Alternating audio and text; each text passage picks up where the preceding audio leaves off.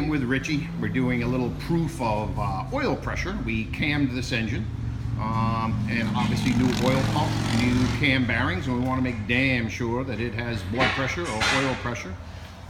Would you say that is 18? Looks like 1157. Okay, Ted's engine at any rate. So go ahead, show me the magic.